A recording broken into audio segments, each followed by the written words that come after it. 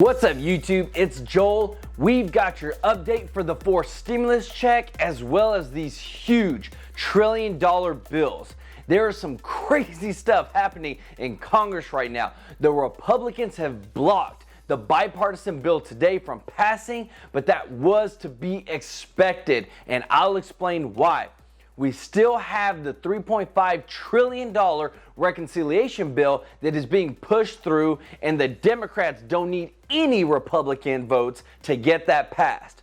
But it's not just going to be $3.5 trillion, it's going to be more, because we've got Bernie Sanders and Nancy Pelosi who are pushing for more changes for Social Security reform and Medicare reform. And we've got Chuck Schumer, who is vowing to include climate corps in this huge human infrastructure package to address the climate crisis. And then to add, we've also got the Senate Minority Leader, Mitch McConnell, who says that the GOP won't vote to raise the debt ceiling because we're at $28.5 trillion in debt as a nation. And a lot of people are like, hey, let's slow down on the spending. This is your stimulus and economic news update. If you're new to the channel and you're not subscribed yet, please subscribe down below. This is a daily show Monday through Friday with videos coming out at 2 p.m. Central Time with the latest news on stimulus, the economy, and just what's going on with this country. So there is two bills that are in the Senate right now that are looking to get passed. You got the bipartisan bill and you got the human infrastructure reconciliation bill. Now, just to make it clear, the bipartisan infrastructure bill is $1.2 trillion and the reconciliation bill is $3.5 trillion. Now, for the bipartisan infrastructure bill, this was written by 22 senators. 11 of them were Democrats and 11 of them were Republicans. And this bill needs at least 60 votes to pass through the Senate. But it got blocked big time. There was a vote of 51 to 49 voting against it. But the question is, why did they try to advance it? Because Mitch McConnell said that his party, even before they voted, would not vote for it and said that this stunt is set to fail. Now, this is not the end of this bill because Chuck Schumer, he's been doing this for a long time. He actually changed his vote at the last second from a yes to a no. And what this does is allow for him and the Senate majority, as the Senate Majority Leader, to bring the bill back up again to vote again. And then we also had Senator Mitt Romney, who said that a dozen Republicans could support this bill once it was drafted. Because right now, they don't even have the full text yet. But Schumer wanted to go ahead and get the process started, but that isn't happening according to McConnell. They want to see the full text of what this bill is going to be before they vote on it. But they are planning to have it in the next few days, and they're going to vote on it again on July 26th. Now we move on to the next bill, which is the reconciliation bill. This is the $3.5 trillion human infrastructure bill. Now in this bill, it's going to include a lot of stuff. You're talking about Medicare expansion, increases for Social Security recipients, affordable housing, money for parents to actually pay for childcare, increasing the child tax credit extension from $2,000 to $3,600 for the next 4 years. Because the monthly payments being sent out to parents right now for the child tax credit are only for this year.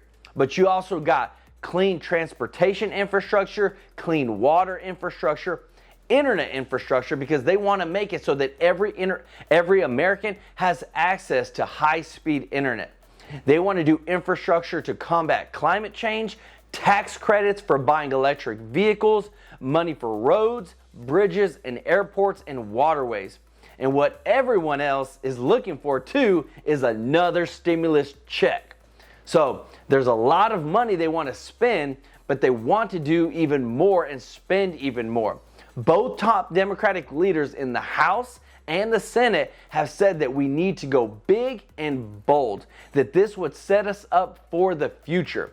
Now, President Biden is behind this big time, and he said that he trusts in the leaders Chuck Schumer and Nancy Pelosi and Bernie Sanders to carry this through and he has said whatever the White House needs to do to help it get through, that they're ready, willing, and able. Now, some of the biggest moves with the reconciliation bill that Bernie Sanders is trying to do is add more benefits to Medicare, but also lower the eligibility age for Medicare. And what the benefits include adding dental, hearing, and vision to Medicare, but he also wants to lower the age to 60 instead of 65, where it's at right now, where you can actually get access to it at a lower age. And then they're also pushing to expand Social Security, because right now the average payout is only $794.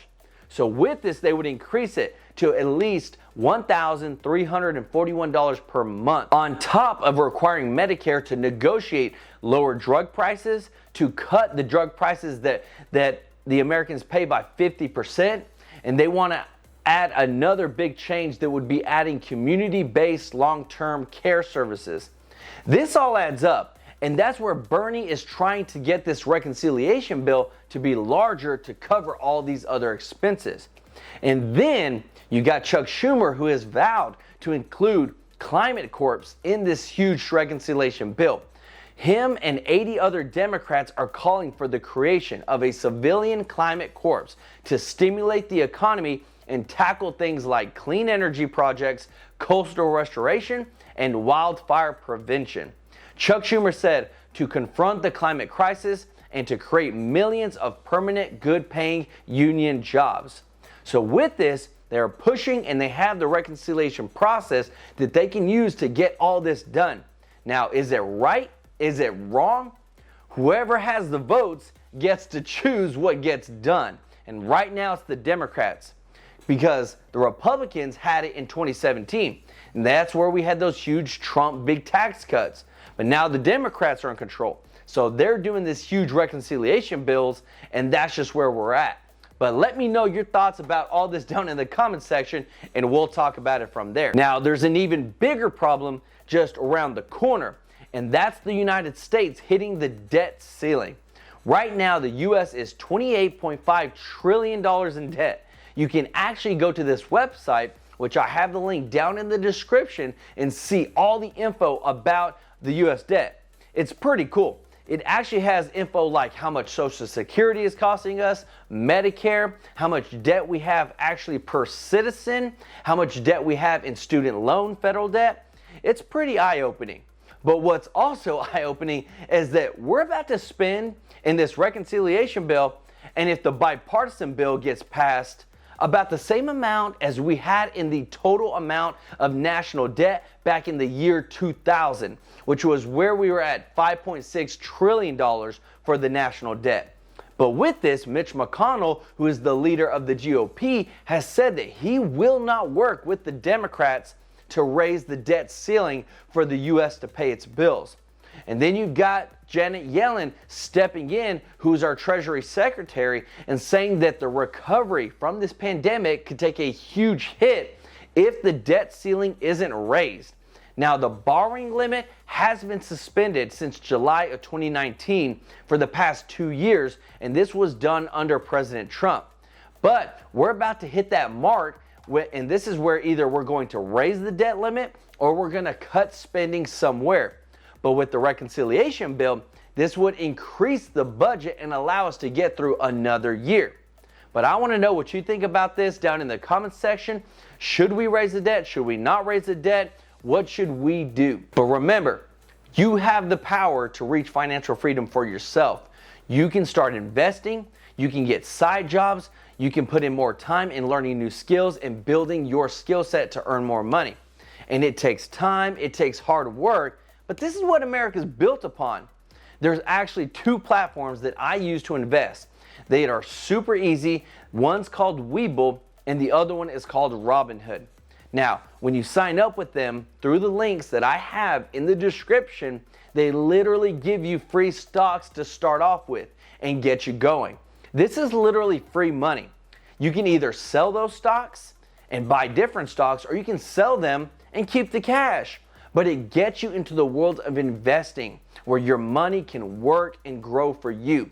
Now, you can reach financial freedom through this. And if you're wondering, well, Joel, what stocks do I invest in? I personally invest in the S&P 500. It's basically one stock that you buy that is comprised of 500 companies. It's done phenomenal over the past 30 years, and it's kicking butt and making a lot of money for a lot of people, and I'm saying, why not you? I have a link in the description where you can go to and learn more about it. If you have any questions, please put them down in the comment section and I'll do my best to answer them. But I want you to start winning with your finances and to reach financial freedom. So don't forget to subscribe, like this video, and hit that notification bell to stay up to date on all stimulus and economic news that affects you and learn how to build some wealth. This is Joel with True Life Investing. Until next time, peace out.